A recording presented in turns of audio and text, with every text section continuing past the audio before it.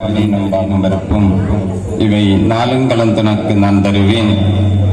கோலம் செய்தங்க கரிமுகத்து தூமணியே, நீ எனக்கு சங்கத்தமிழ் மூன்றும் தான். ஆத்தாளை எங்கள் அபிராமவல்லியே, அண்டமெல்லாம் புத்தாளை மாதுளம்பு நிறத்தாளை புவியடங்க காத்தாளை அங்கையற் பாசாங்கு சமம் கருப்பு வில்லும் சேர்த்தாளை முக்கண்ணியை தொழுவார்க்கு ஒரு தீங்கில்லையே.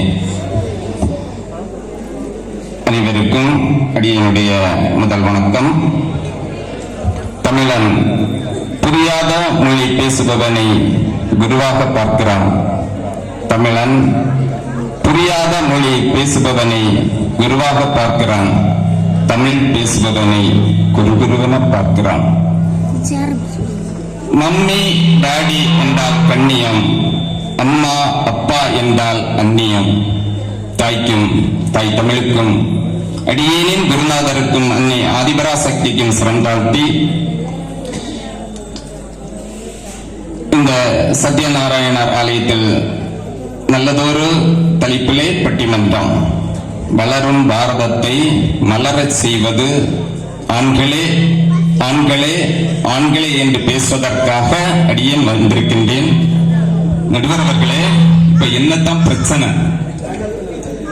பாரதம் வளர்கின்றது, அதை மலர செய்வது ஆண்கள். இந்த கூட்டத்தை பார்த்தா தெரியல உங்களுக்கு? எத்தனை ஆண்கள் இருக்காங்க, எத்தனை பெண்கள் இருக்காங்க பார்த்து சொல்லுங்க. நீங்க அது உங்களுடைய வேலை. அது பெண்கள் தான் அதிகம். பெண்கள் தான் அதிகம் இருக்கிறாங்க. கை தட்டாதீங்க, பொறுத்தருங்க.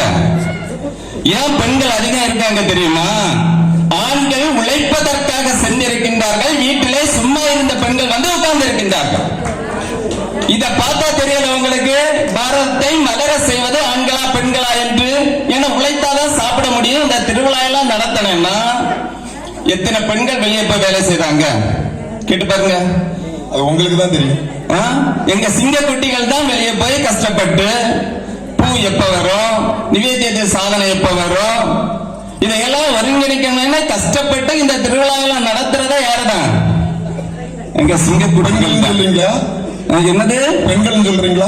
இல்ல இல்ல, எங்க சிங்க குட்டிகள் தான். வேற யாரு? ஏன்னா அவங்க தான் உழைக்கிறாங்க. இந்த கூட்டத்தை பார்த்தாலே நீங்க புரிஞ்சுக்க வேண்டாமா யார் என்று? சரி, அடுத்தது எனக்கு 20வது வெட்டிங் டே வந்து இப்பதான் முடிஞ்சு. அக்டோபர் மாதம் 24ஆம் தேதி முடிஞ்சு. அப்ப என் வீட்டம்மா சொன்னாங்க, 20th anniversary என்ன செய்யணும், கட்டாயம் கொண்டாடணும் அப்படின்னு சொன்னாங்க. சரின்னு சொன்னோம். சரி, அதுக்கெல்லாம் துணியெல்லாம் எடுக்கணும். சரி எப்படின்னு கேட்டேன். அது காஞ்சிபுரம் எடுக்கணும் அப்படின்னு சொன்னாங்க. எங்க போய் எடுக்கணும்? காஞ்சிபுரத்துல போய் தான் எடுத்து கொடுத்தேன். அழகா ஒரு சாரி எடுத்து கொடுத்தேன். அந்த சாரியில இருந்து இவ்வளவு நிலத்துக்கு ஒரு துண்டை வெட்டினாங்க, ரவிக்க தைக்கிறதுக்கு. அது உங்களுக்கு கொடுக்கறதுக்கா?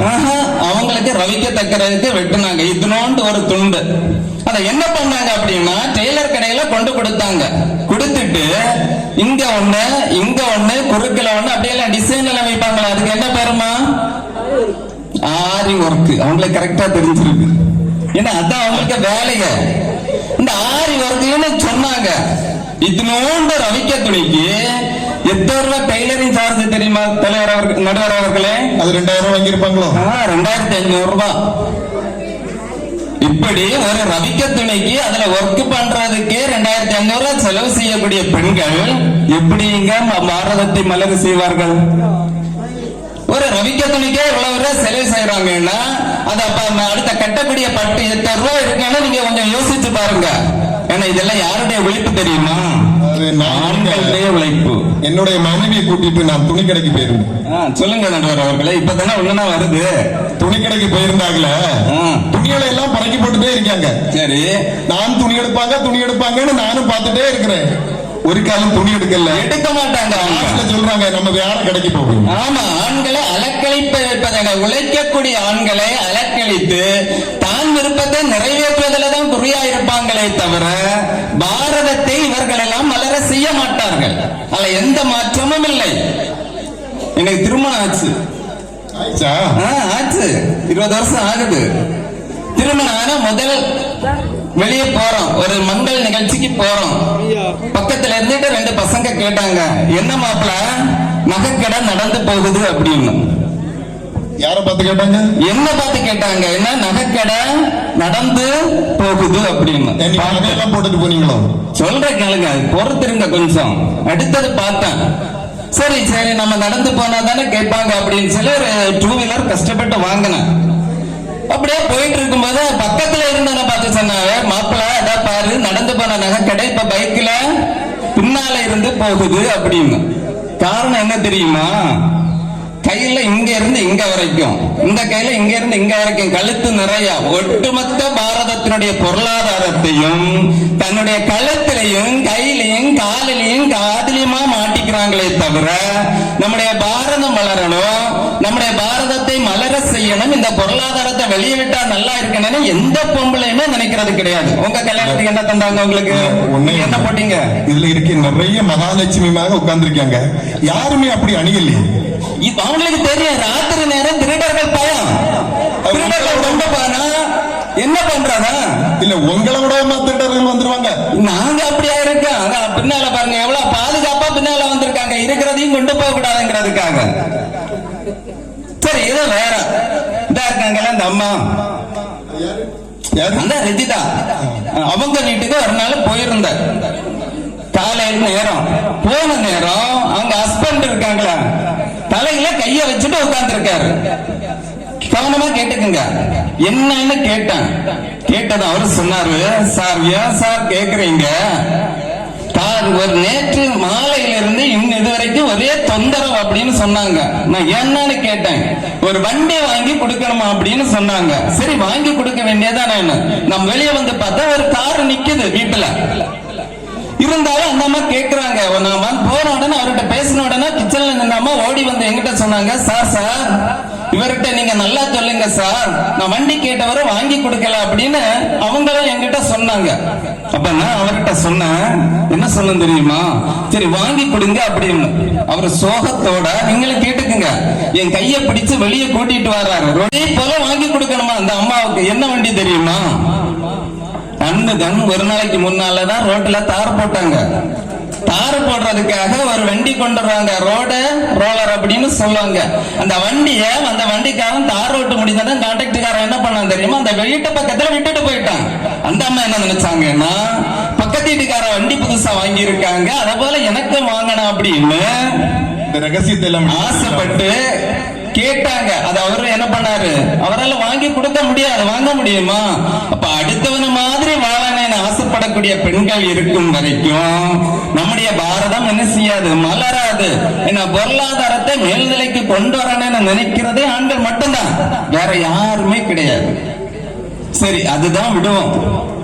நேற்றைய தினம் நான் இங்க கோலப்பட்டி நடத்த வந்தேன். இதுல கொஞ்சம் பேர் பார்த்திருப்பாங்க.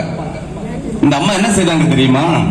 ஒரு கையில ஒரு பேப்பரை வச்சுட்டு ஒரு கடையில நிக்கிறாங்க. எப்படி ஒரு 50 பேர் இருப்பாங்க வரிசையா, 50வது ஆளா நிக்கிறாங்க. அப்ப நான் கூப்பிட்டு கேட்டேன், என்ன இவ்வளவு தீவுல அப்படி நிக்கிறீங்க, ஏதாவது விசேஷமா அப்படின்னு. அது எந்த கடை தெரியுமா? ஒரு ஜெராக்ஸ் கடையில நிக்கிறாங்க, ஜெராக்ஸ் எடுக்கிறதுக்கு. நான் கேட்டேன், பக்கத்துல எதிர் சைடுல ஒரு 3-4 கடை ஜெராக்ஸ் கடை இருக்கு, அங்க யாருமே இல்ல ஜெராக்ஸ் எடுக்கிறதுக்கு. இங்க அப்படியே கியூல நிக்கிறாங்க. நான் நினைச்சேன் இங்க ஃப்ரீயா எடுத்து கொடுப்பாங்களா இருக்கும் அப்படின்னு நினைச்சேன். அவங்கள்ட்ட கேட்டேன், ஏன் இவ்வளவு இதுல நிக்கிறீங்க அப்படின்னு. அவங்க சொன்னாங்க, இல்ல சார் அங்க வெறும் ஜெராக்ஸ் இங்கிலீஷ் மட்டும்தான் எடுத்து தருவாங்க, இங்க தமிழ், ஆங்கிலம், மலையாளம், கன்னடம், ஹிந்தி எந்த மொழியில கொண்டு போனாலும் ஜெராக்ஸ் எடுத்து தருவாங்களாம் சார். அங்க பாருங்க சார் போர்டு வச்சிருக்காங்க, அதனாலதான் இங்க போய் நிக்கிறோம். அப்படி உண்டுமா? ஜெராக்ஸ் ஒரு மிஷின்.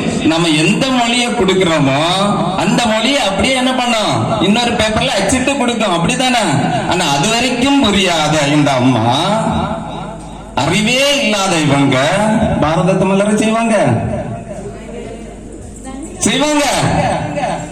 இதுக்கே கை தட்டாம இருக்கீங்களா நீங்க? உங்களை எல்லாம் நம்பி நானும் பேச வந்தேன் பாருங்க. இல்ல அறிவே இல்லைன்னு சொல்றீங்க. ஆமா, பட்டம் எல்லாம் வாங்குறாங்களாமே. அதெல்லாம் சும்மா புக்கில இருக்கிறத படிச்சா யாரு சார் தரமாட்டாங்க? இல்ல யார? ஆமா சார், புக்கில இருக்கிறத படிச்சுட்டு அப்படியே போய் பேப்பர்ல வாந்தி பண்ணா என்ன பட்டம் வேணாலும் வாங்கிக்கலாம். பேப்பர்ல வாந்தி பண்ணா பட்டம் கிடைக்குமா? ஆமா, பெண் வச்சு வாந்தி பண்ணணும். அப்ப நானே இனி வாந்தி பண்ண போறேன். உங்களுக்கு நீங்களும் படிங்க, படிச்சு வாந்தி பண்ணுங்க. அப்ப உங்களுக்கு என்ன பண்ணுவாங்க, பேருக்கு வேணாலும் 4 பட்டம் தருவாங்க. இன்னொன்னு, எங்க வீட்டுக்கு பக்கத்துல கோயில். இது கோயில்னா இது எங்க வீடு. சமைப்பு நடக்கும், திருவிளக்கு பூஜை நடக்கும். எங்க வீட்டம்மா என்ன பண்ணாங்க தெரியுமா? எல்லாத்துக்குமே போவாங்க, சமைப்பும் போவாங்க, திருவிளக்கு பூஜையும் போவாங்க. என்ன நிகழ்ச்சி இருந்தாலும் போவாங்க. 9 மணிக்கு சமைப்புன்னா 10:30க்கு தான் போவாங்க. திருவிளக்கு பூஜைக்கு என்ன பண்ணுவாங்க? பிள்ளைகள்கிட்ட விளக்கையெல்லாம் கொடுத்து விட்டுருவாங்க. உட்கார்றதுக்கு தரையில உட்காரக்கூடாதுன்னு பெரிய பெட்ஷீட் எல்லாம் கொடுத்து விட்டுருவாங்க.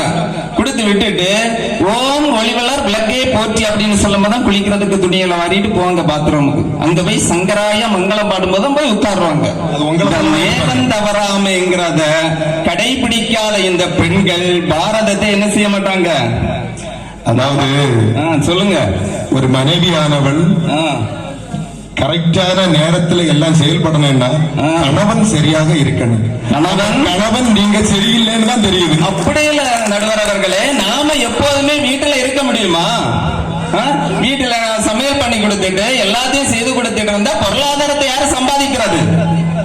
பொருளாதாரம் சம்பாதிக்கிறது மட்டும்தான். நம்முடைய மூதாதையர்கள் என்ன செய்தார்கள் என்றால், ஒரு மனிதன் செய்ய வேண்டிய தர்மத்தை 2ஆக பிரித்தார்கள். ஒன்று வீட்டில் இருந்து செய்யும் தர்மம், இன்னொன்று வெளியே போய் செய்யும் தர்மம். வெளியே போய் செய்யக்கூடிய தர்மத்தை ஆண்கள் செய்ய வேண்டும், பொருளாதாரம் சம்பாதிக்கிறது, வீட்டு நிர்வாகத்தை பெண்கள் தான் பார்க்க வேண்டும் என்று நம்முடைய மூதாதையர்கள் அன்றே வகுத்து வைத்தார்கள். அப்ப அதுவே ஒழுங்கா செய்ய தெரியல, இவர்கள் போய் பாரதத்தை மலர செய்ய போறாங்களாம். கொஞ்சம் இது ஓவரா தெரியல அவங்க 2 பேருக்கும். கேட்டுகளுங்க, என்னெல்லாமோ கருத்துக்கள் எல்லாம் சொல்றாரு, பாத்துக்கிடுங்க.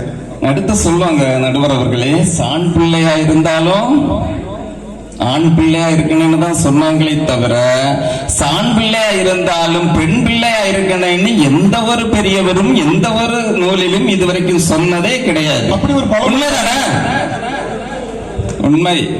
ஆண் பிள்ளையா இருந்தாலும் ஆண் பிள்ளையா இருக்கணும்னு தான் சொன்னாங்களே தவிர வேற எதுவுமே எவருமே சொன்னதே கிடையாது. தெரியுமா? ஆண் பிள்ளையால மட்டும்தான் உழைக்கக்கூடிய தெம்புண்டு, வேற யாருக்காவது உண்டுமா? ஆண்கள் செய்யறது மாதிரி வேலை யாராவது செய்ய முடியுமா? ஏன் தெரியுமா? அதுல கேட்கக்கூடிய கட்டணம் நாம ஒரு நாள் வேலை செய்யக்கூடிய கட்டணத்தை ஒரு ஆளுக்கு கேட்பான், அதனால பிடிக்காது. மனைவி கேட்டாங்க, சர்க்கஸ் போவேன், தொந்தரவு தாங்க முடியல. கடைசியில சொல்ல ஆரம்பிச்சாங்க, உங்களை கட்டிக்கிட்ட நேரத்துக்கு என்ன அங்க கேட்டாங்க, இங்க கேட்டாங்க, மேலூர்ல கேட்டாங்க, கீழூர்ல கேட்டாங்க, சீமையில கேட்டாங்க, மானாமதுரையில எல்லாம் கேட்டாங்கன்னு சொன்னாங்க. சரி, வேற வழி இல்ல, நீ என்ன செய்யறது, கட்டிக்கிட்டாச்ச சமாளிக்க வேண்டியதான்னு சொல்லி சர்க்கஸ் கூட்டிட்டு போனேன். இந்த சர்க்கஸ்ல ஒரு பலகையில ஒரு ஆள் அப்படியே என்ன பண்ணிருப்பாங்க, கட்டி வச்சுட்டு அந்த பலகையை சுத்தி விடுவாங்க. ஒரு ஆண்டவன் என்ன செய்தாங்க, பலகையில கட்டி வச்சுட்டு சுத்தி விட்டாங்க. எதிர் சைடுல ஒரு அம்மாவுக்கு கண்ணை என்ன பண்ணாங்க, கட்டி விட்டாங்க. கட்டி விட்டுட்டு அந்த அம்மா கையில ஒரு 6 கத்திய கொடுத்தாங்க. என்ன செய்யணும், அந்த பலகை சுத்தக்கூடிய பலகையில ஆள் இருக்காரு, அதுல கண்ணை கட்டி வச்சுட்டு எறியணும். அந்த அம்மா என்ன செய்தாங்க தெரியுமா, கரெக்டா எரிஞ்சாங்க. ஆளுக்கு மேலேயே படல, பலகையில தான் பட்டுது. நான் வாயை வச்சுட்டு சும்மா இருந்திருக்கணும். சர்க்கஸ் பார்த்தோமா, மனைவியை கூட்டிட்டு போனோமா, சர்க்கஸ் பார்த்தோமா, வீட்டுக்கு வந்தோமான்னு இருந்திருக்கணும். நான் சொன்னேன், அவங்க பார்க்கும்போது 2 பேரும் கணவன் மனைவியாக இருப்பார்கள் போல் இருக்கு அப்படின்னு சொன்னேன். என் மனைவி என்ன சொன்னாங்க தெரியுமா, அப்படியெல்லாம் இல்ல அப்படின்னு சொன்னாங்க. நான் சொன்னேன், இல்ல இல்ல, இவ்வளவு சரியாக அவங்க எறிகிறாங்களே, அப்ப வீட்டுல இருந்து நல்லா பிராக்டிஸ் பண்ணிட்டு வந்துதான் எறிகிறாங்க அப்படின்னு சொன்னாங்க. வந்தது பாருங்க மனைவி கோபம். அவங்க கட்டின அது ஆளு அவருடைய மனைவியாக இருந்திருந்தால் 6 கத்தியா அவங்க நெஞ்சில பாஞ்சிருக்கும். கணவனுக்கு மேலேயே இவ்வளவு வன்மை இருக்கக்கூடிய அந்த பெண்கள் எப்படிங்க பாரதத்தை மலர செய்வாங்க? கொஞ்சம் யோசிக்க வேண்டாம். அந்த பெண்கள் என்ன செய்ய மாட்டார்கள் என்றால் பாரதத்தை மலர செய்ய மாட்டார்கள். இருக்காங்களே சார், யாரு? ராதாகிருஷ்ணன் ஆசிரியர், பள்ளியினுடைய ஆசிரியர், முதல்வர். அவர் என்கிட்ட கழிச்ச வாரத்துல ஒரு செய்தி சொன்னார். ரொம்ப வருத்தப்பட்டுட்டு சொன்னார், ஒரு அம்மா ஸ்கூல்ல சத்தம் போட்டாங்களாம். என்ன சொன்னாங்க தெரியுமா, அந்த அம்மாவோட பையனுக்கு எக்ஸாம்ல மார்க் குறவுன்னா வரும் குறவு கிடையாது, 0 தான் வாங்கி இருந்தானா. 0 வாங்கினது குறவு, அப்படியே அவங்க நினைக்கிறாங்க. சீரம் வாங்கினது முட்டைன்னு சொல்லுவாங்க. ஓ, முட்டைன்னு சொல்லுவாங்கல்ல, சரி. அப்ப அந்த முட்டை வாங்கியிருந்தான். அதே வகுப்புல படித்த இன்னொரு பையன் 100 மார்க் வாங்கியிருந்தானா. 2 0யும் ஒரு 1 வாங்கியிருந்தானா. இவனுக்கு ஒரு 0 கொடுத்திருந்தாங்களா, அந்த பையனை ஒரு 1 போட்டு 2 0யும் கூட போட்டு கொடுத்தாங்களாம். இதுதான் இந்த அம்மாவோட ஆதங்கம். வந்து சத்தம் போடுறாங்களாம். என்ன சொல்லி சத்தம் போட்டாங்க தெரியுமா? அந்த பையனுக்கு பாடம் சொல்லி கொடுக்கறது மாதிரி என் பையனுக்கு சொல்லி கொடுத்திருந்தா என் பையனா 100 மார்க் வாங்கி இருப்பான் அப்படின்னு சத்தம் போட்டாங்களாம். இவரு சொல்றாரு, என்கிட்ட சொல்லி கவலைப்படுறாரு. இந்த அம்மாவுக்கு கொஞ்சமாவது அறிவு இருக்கா? எந்த ஆசிரியருமே மாணவனுக்கு தனித்தனியெல்லாம் பாடம் சொல்லி கொடுக்க மாட்டாங்க. எல்லா மாணவர்களுக்கும் ஒரு வகுப்பில் இருக்கக்கூடிய மாணவர்களுக்கு எல்லாருக்கும் ஒண்ணு போலதான் பாடம் சொல்லி கொடுப்பாங்க. அது படிக்கக்கூடிய மாணவனை பொறுத்துதான் மாறுபடும். இந்த அம்மாவுக்கு சுத்தமாவே அறிவு இல்ல. இன்னும் சொல்லி வருத்தப்பட்ட இந்த ஆளு இன்னும் இங்க வந்து பெண்கள் தான் பாரதத்தை மலர செய்ய போறாங்க அப்படின்னு பேச வந்திருக்காங்களே. அப்ப இவருக்கும் அறிவு உண்டான்னு கேக்குறீங்க? கேக்குறேன். அவர் சொன்ன அவரே நீங்க வந்திருக்காருன்னா அப்ப அது நம்ம என்ன செய்ய வேண்டியது இருக்கு? யோசிக்க வேண்டிய ஒரு விஷயம் தான். இல்ல, அவர் என்ன ஃபீல் பண்றாருன்னா, இப்படி ஒரு ஆளை எதிரடியில வச்சுட்டு என்னுடைய நிலைமை ஆகி போச்சேன்னு வருத்தப்படுறாரு. பேசாம இறங்கி போக சொல்லுங்க சார். அவங்களுக்கே தெரிந்துதான் வந்து உட்கார்ந்து இருக்கிறாங்க. அப்பவே நீங்க முடிவு பண்ணிடுங்க. இந்த பசுமை புரட்சி அப்படின்னு ஒண்ணு சொல்லுவாங்க வேளாணில், இப்படிதானே? வேளாண்மை புரட்சி. பாரதம் இன்று உணவு தானிய உற்பத்தியில் தன்னிறைவு பெற்றிருக்கிறது என்றால் பாரத ரத்னா விருது பெற்ற MS சுவாமிநாதன் மூலம்தான். மறக்க முடியுமா? முடியவே முடியாது. அங்க வந்து யாருதான் நிக்கிறாரு? ஒரு ஆண்மகன் தான் நிக்கிறான். இந்த உலக அளவுல யோகா அப்படிங்கிற ஒண்ணு இருக்குதானே? ஆமா, இருக்கு. அந்த உலகத்துக்கு கொண்டு சென்றவர் யாரு? பாரத பிரதமர், ஒரு ஆண்மகன், சிங்கக்குட்டி. அந்த யோகாவை நமக்கு தந்தவர் யாரு தெரியுமா? பதஞ்சலி என்று சொல்லக்கூடிய ஒரு ஆண்மகன். இதை மறப்பதற்கு இல்லை. பாரதியார் அழகாக ஒரு பாட்டு சொல்லுவார். அக்கினி குஞ்சொன்று கண்டேன், ஆங்கே காட்டிடை பொந்திடை வைத்தேன், வெந்து தணிந்தது காடு, வெண்தணலில் குஞ்சென்று மூப்பன்று கொண்டோ தத்தகிதோம் தத்தரிகிடதோம் அப்படின்னு சொல்லுவார். ஏன்னா வெண்தணல்னா தெரியும், நெருப்பு சின்ன நெருப்பா இருந்தாலும் சரி, பெரிய நெருப்பா இருந்தாலும் சரி, அது என்ன செய்யும்? பற்றி எரியும். அதுல எந்த மாற்றமும் இல்லை. அதே மாதிரி ஆண்களால் மட்டும்தான் என்ன செய்ய முடியும்? பாரதத்தை வளர செய்ய முடியும். இந்த ஒலிம்பிக் எல்லாம் நடந்து எத்தனை பெண்கள் பதக்கம் வாங்கினாங்க? எத்தனை பேர் தங்கம் வாங்கினாங்க? முதலாக தனிநபர்ல தங்கம் வாங்கினது ஒரு சிங்கக்குட்டி. துப்பாக்கி சுடுதலில் தங்கப்பதக்கம் வென்றவர் அபினவ் பிந்த்ரா என்று சொல்லக்கூடிய ஆண்மகன். மறக்க முடியுமா? முடியாது. காக்கியில தொடர்ந்து ஒரு 4-5 வருடம் தங்கம் வாங்கினார்கள். தொடக்கம் ஆண்கள் அணிதான் வாங்கியது, பெண்கள் அணி வாங்கவே இல்லை. அதையும் நாம மறப்பதற்கு இல்லை. அப்புறம் ஈட்டியர் இதெல்லாம் வாங்கினாரு கழிஞ்ச வருடம் தங்கம், இந்த வருடம் இந்த தடவை வெள்ளி. யாரு? நீரவ் சோப்ரா. மறக்க முடியுமா? முடியாது தானே? அப்புறம் இந்த பெண்கள் எல்லாம் ஆடுறாங்க தெரியுமா? ஒரு கலை, நடனம், பாரதத்தினுடைய நடனம். என்ன நடனம்? அதாவது தமிழ்நாட்டினுடைய நடனம் பரதம். ஏன்னா பெண்கள் தான் நல்லா ஆடுறாங்க, அப்படிதானே? அப்படி நினைக்காதீங்க. அந்த பரதத்தை நமக்கு தந்தவர் யார் தெரியுமா? ஒரு ஆண் மகனா? பரத சக்கரவர்த்தி. அதைத்தான் பெண்கள் பிடிச்சு வைத்துக் கொண்டிருக்கின்றார்களே தவிர எல்லாமே ஆண்கள் தான். வழி காட்டி கொடுப்பதும் ஆண்கள் தான், அவர்களை வழி நடத்தி செல்வதும் ஆண்கள் தான். ஒரு ஊர்வலம் போறாங்கன்னு வச்சுக்கோங்க, அவர்களை வழி நடத்தி செல்வது யாரு? ஏங்க விடுங்க, நம்ம சமயத்துல ஊர்வலம் நடத்துறாங்க தானே? வித்யா ஜோதி பட்டமளிப்பு விழாவிற்கு ஊர்வலம் நடத்துகின்றார்கள். விநாயகர் சதுர்த்திக்கு நாம ஊர்வலம் நடத்துறோம். யார் வழி நடத்துகின்றார்கள்? ஆண்கள் தான் வழி நடத்துகின்றார்கள். ஆண்கள் இல்லைன்னா அவங்களால ஒழுங்கா வரவே முடியாது, வரவும் முடியாது, வர தெரியவும் தெரியாது. பார்த்தாலே தெரியும். ஊர்வலம் போகும்போது நாங்க அழகா சொல்லுவோம், எம்மா பஜனை பாடிட்டு போங்க அப்படின்னு சொல்லுவோம். நாங்க சொல்லிட்டு அப்புறம் போன உடனே சார் நீங்க சொல்லிட்டு போங்க சார், நான் எங்க பஜனையை பாடுறேன்னு கூடி நின்று பேசி பேசி நடந்துருவாங்க. அதுவே சரியா தெரியாது. இவர்களா பாரதத்தை மலர செய்ய போகின்றார்கள்? எங்களாலும் அணுகுண்டு தயாரிக்க முடியும் என்று சொல்லக்கூடிய ஒரு மிகப்பெரிய ஒரு சாதனையை நடத்தி காட்டியவர் ஏபிஜே அப்துல் கலாம் என்ற ஆண்மகன். அதற்கு துணை புரிந்தவர் அடல் பிகாரி என்று சொல்லவில்லை. விடுங்க, இல்ல நாங்க எங்களாலே முடியும்னு சொல்லலாம். இப்பதான் சந்திராயன் விட்டாங்க எல்லாம். அதுல அந்த குழுவில் எத்தனை பெண்கள் இடம் பெற்றார்கள்? 5 பேர் குழுவில் ஒரே ஒரு பெண் தான், 4 ஆண்கள். உண்மைதானே? மறக்க முடியுமா? ஆதலால் நடுவர் அவர்களே, திரும்ப திரும்ப சொல்லுகின்றேன், வளரும் பாரதத்தை மலர செய்வது ஆண்கள் தான். ஒரு ஆண்மகனா இருந்துட்டு நீங்க மாற்றியெல்லாம் தீர்ப்பு சொன்னீங்கன்னு வச்சுக்கோங்க, அது ஆண் குலத்திற்கே செய்யக்கூடிய ஒரு அவமானம் இலக்கு. ஆதலால் நன்றாக யோசித்து நன்றாக தீர்மானித்து சொல்லுங்கள். வளரும் பாரதத்தை மலர செய்வது ஆண்கள் தான், ஆண்கள் தான், ஆண்கள் தான். நன்றி, வணக்கம். வளரும் பாரதத்தை மலர வைப்பது ஆண்களே என்று நல்லது ஒரு கருத்தை கூறி அணியினுடைய தலைவர் அமர்ந்திருக்கிறார். அதேபோல் பெண்கள் அணியினுடைய தலைவர் எஸ் ராதாகிருஷ்ணன் அவர்களை அழைக்கிறோம்.